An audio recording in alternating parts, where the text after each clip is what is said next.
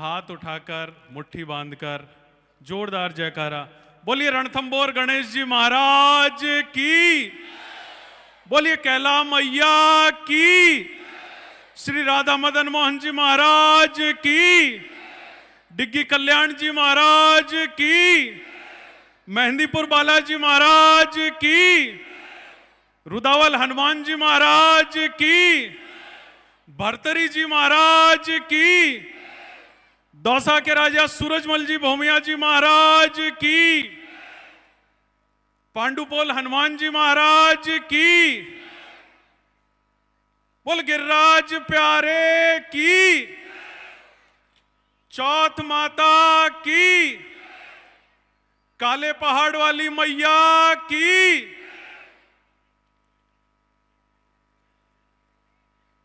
राजौरगढ़ आशावरी माता की, और यहां मौजूद सभी संत सती सूरमा जुझार भोमिया पित्तर जी महाराज की जय। क्षात्र धर्म बोल जमवाय माता की।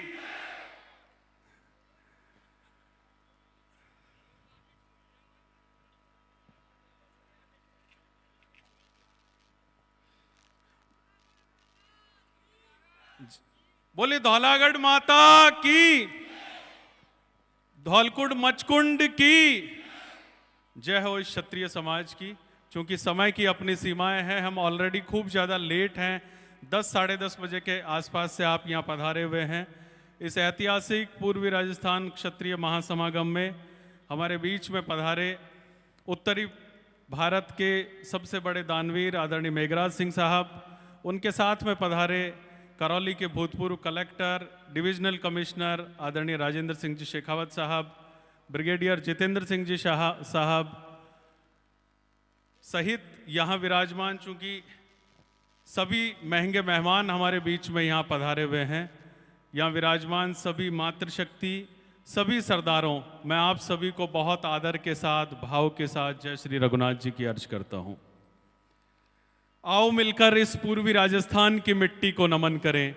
आओ मिलकर इस राठ, नरूखंड, डांग, ब्रज, पवार पाटी और राजावाटी को नमन करें। जो कभी नहीं हुआ वो इस पूर्वी राजस्थान ने कर दिखाया। ये वही पूर्वी राजस्थान है। आंख खोलकर देख लिया जाए और कान खोलकर सिंगों की दहाड़ को सुन लिया जाए, जिसके बारे में कभी ये कहा जाता था कि यहाँ क्षत्रियों की संख्या नहीं है। ये वही पूर्वी राजस्थान है जिसके लिए ये कहा गया कि इन जिलों का क्षत्रिय समाज कभी एकजुट नहीं हो सकता। ये वही पूर्वी राजस्थान है जिसके लिए ये कहा गया कि यहाँ का क्षत्रिय कब अपने हक और अधिकारों की लड़ाई लड़ेगा। जब हम शुरू हुए तो कहा गया कि सैकड़ों की संख्या है। जब हम एकत्रित हुए तो कहा गया सैकड़ों की संख्या है। लेकिन यह भाव भरा समाज जो आज यहां अपने खुद के साधनों से घर की रोटी खा के और जन सैलाब के रूप में जो आज यहां इकट्ठा हुआ है, ये हमारी एकता, हमारी एकजुटता। आज यही पूर्वी राजस्थान अपने हक के लिए, अधिकार के लिए खड़ा हुआ है। मैं बताना चाहूंगा, हमारे बीच में हमारे मेहमान हैं दानवीर आदरणीय मेघराज सिंह साहब, बड़े बिजनेस टाइकून, जो अब एक व्यक्ति से बढ़कर एक उम्मीद हो गए हैं, जिनकी और सिर्फ क्षत्रिय ही नहीं बल्कि हर समाज, धर्म, संप्रदाय और का बच्चा भी बड़ी आशा भरी निगाहों से जिनकी तरफ देखता है। हजारों ऐसी प्रतिभाएं हैं इस राज्य में जो काबिलियत रखते हैं परंतु सक्षम नहीं है। यही वो एक व्यक्ति है जिनकी अंगुली पकड़ रखी है उन सब ने। जहां नफरतों के जहर वर्तमान समय में घुलते जा रहे हैं, उस दौर में यही वो एक केंद्र है जो तोड़ने की नहीं बल्कि जोड़ने की बात करते हैं। जब हम पिछले 45 दिनों में आप सबके बीच में आए तो एक बात कही, शिक्षा और रोजगार की क्रांति की, कही या नहीं कही, कही। उस शिक्षा और रोजगार की क्रांति का नाम है आपके द्वारा बनाया हुआ United global peace foundation. Meghraj Singh साहब ने पिछले 1 साल में 500 बच्चों की मदद की।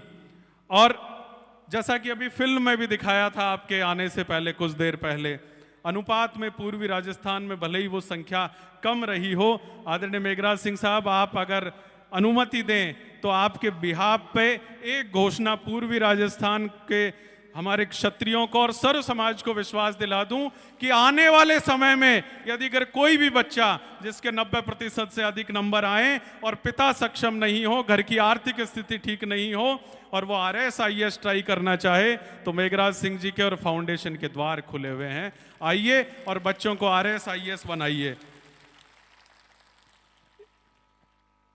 एक पिछले इस कार्यक्रम के लिए जब सैकड़ों गांवों में पीले चावल बांटने का निमंत्रण मिला, निमंत्रण देने के लिए गए, तब माला और साफा से सब जगह मनाही की, कहीं माला साफा नहीं पहना।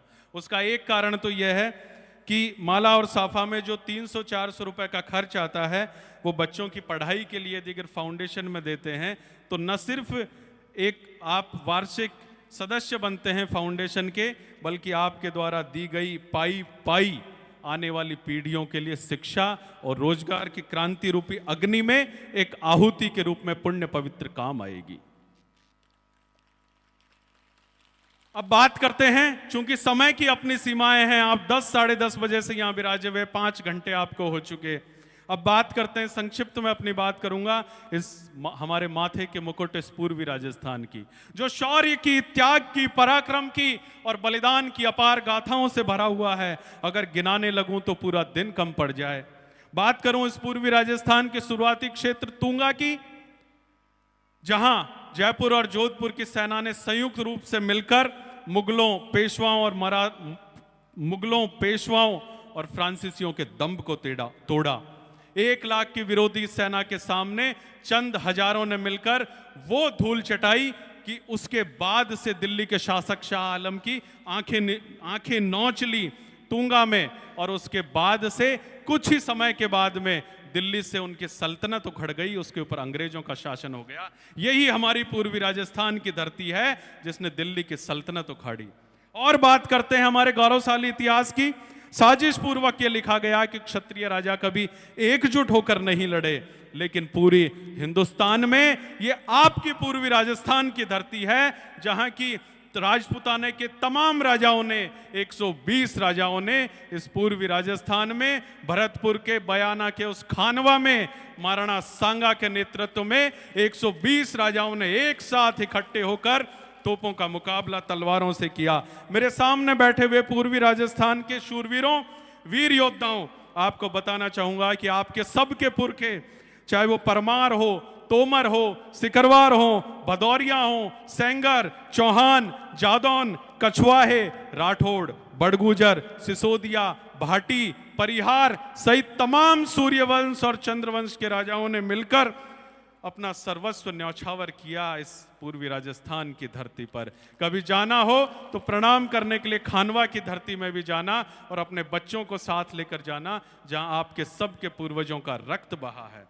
यही वो पूर्वी राजस्थान की धरती है जहां खिलजियों की सेना को हरा देने के बावजूद भी, राज्य जीत लेने के बावजूद भी राजा हमीरदेव चौहान ने वो हठ धारण किया जिसकी वजह से कवियों को लिखना पड़ा सिंह ढे न दूजी बार, वो हमीरदेव चौहान। यही वो पूर्वी राजस्थान की बलिदानी भूमि है। मातृशक्तियां खूब अधिक संख्या में हमें आशीर्वाद देने के लिए पधारी है। निवेदन करना चाहूंगा कि जहां यही वो पूर्वी राजस्थान की धरती है जहां हिंदुस्तान का पहला जल जौहर हुआ, हिंदुस्तान का पहला जौहर हुआ, और हमारी माताओं ने अपने वंश की लाज बचाने के लिए महारानी रंग कुंवरी के नेतृत्व में रणथंबोर में हिंदुस्तान का प्रथम जौहर किया। और लिखा भी गया, जिनके कुल की कुल ललनाएं कुल का मान बढ़ाती, अपने कुल की लाज बचाने लपटों में जल जाती, यश अपयश समझाती, वो कौम न मिटने पाएगी, ठोकर लगने पर हर बार उठती जाएगी।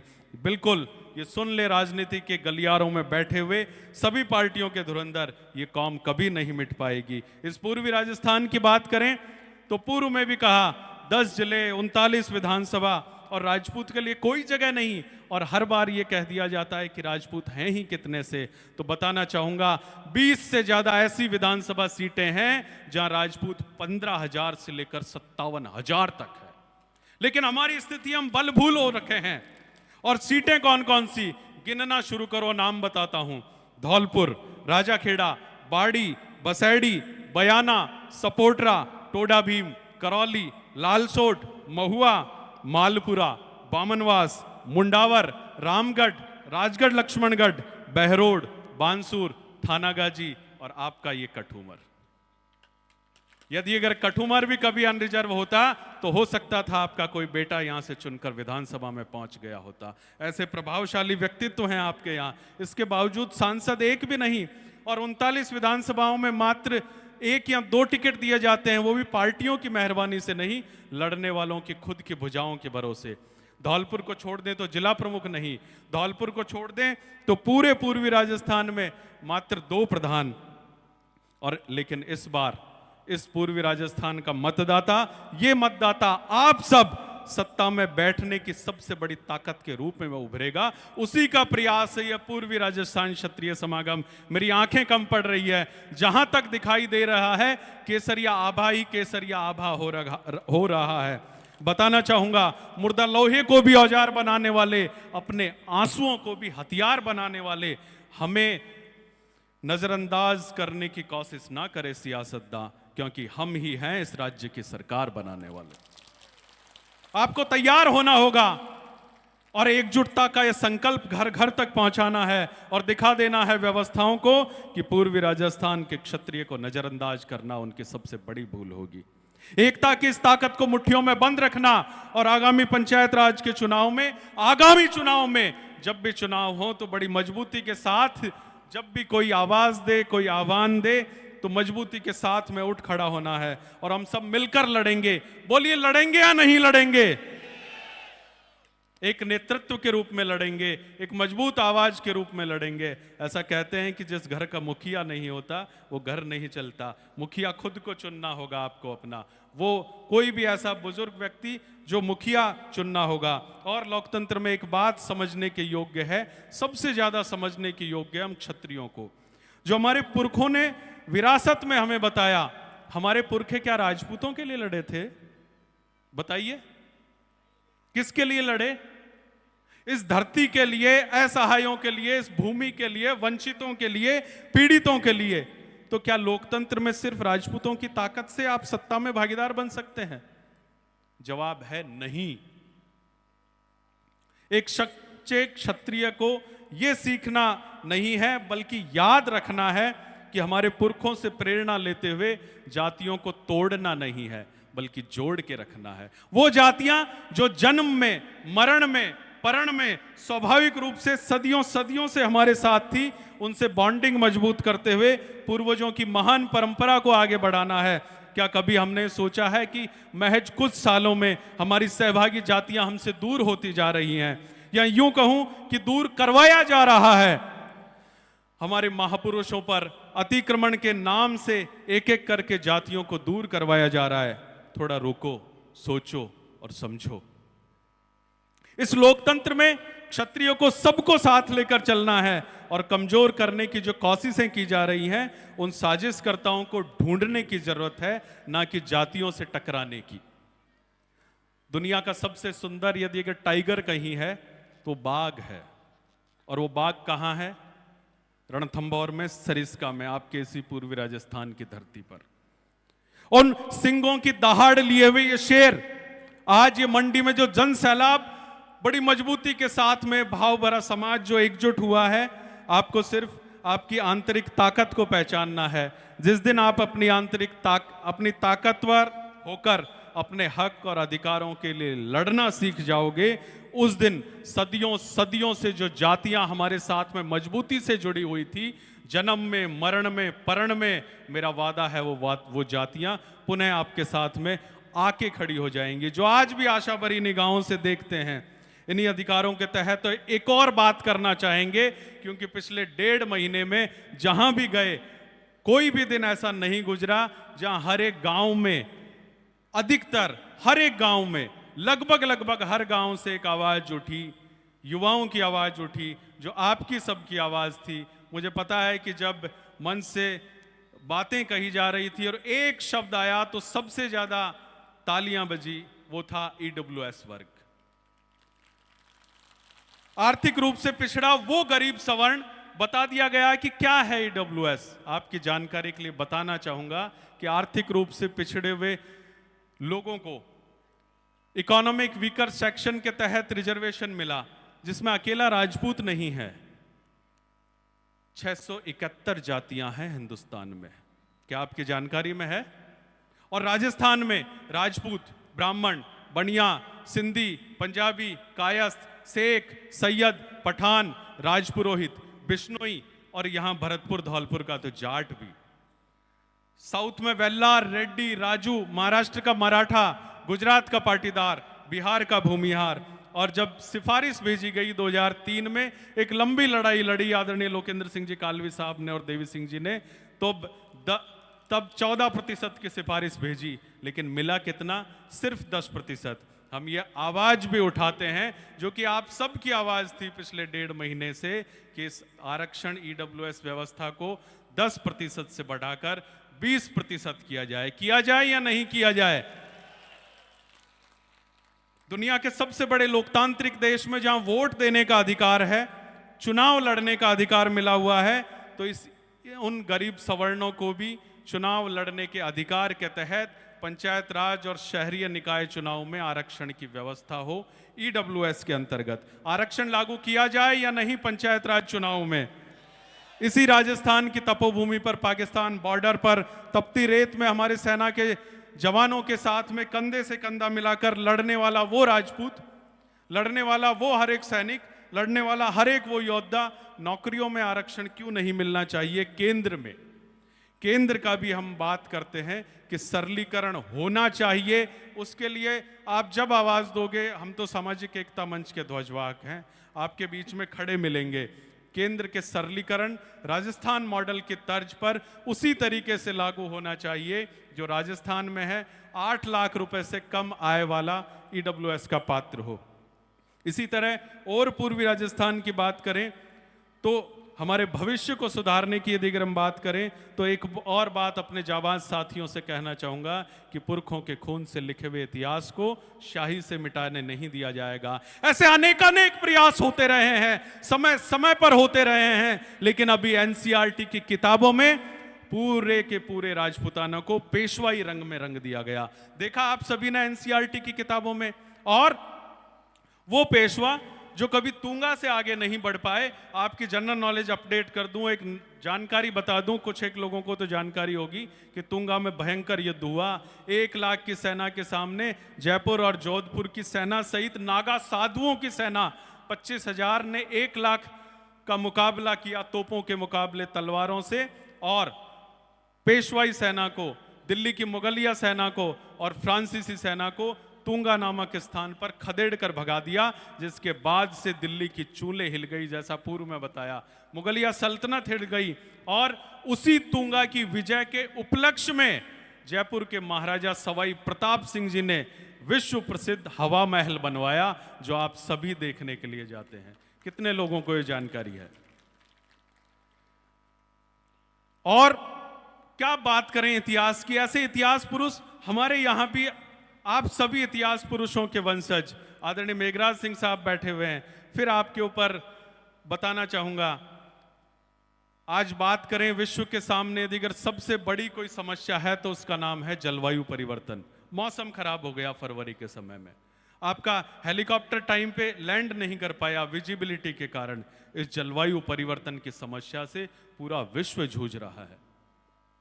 ऐसे दौर में प्रकृति संरक्षण के लिए, पर्यावरण संरक्षण के क्षेत्र में जो आपने कार्य करके दिखाया, चूंकि फिल्म के माध्यम से आप सब कुछ देख चुके हैं कि एक बंजर जमीन जहां हवा में नमक घुलता था, वहां बंजर जमीन के ऊपर जहां इंसान नहीं जाते थे, पशु पक्षी नहीं जाते थे, वहां पर 3.5 लाख पौधे लगाए। और वो 3.5 लाख पौधे अब जंगल बन चुके हैं। और वहां पर जहां इंसान पशु पक्षी नहीं जाते थे, अब 150 तरह के पक्षी कलरव करते हैं। और जयपुर शहर की आबादी है 50 लाख। इस 50 लाख के जयपुर को यदि अगर पीने का पानी बीसलपुर का बंद हो जाए, तो 2 दिन तक अकेले मेघराज सिंह जी का वो प्रोजेक्ट पूरे जयपुर शहर को पानी पिला सकता है।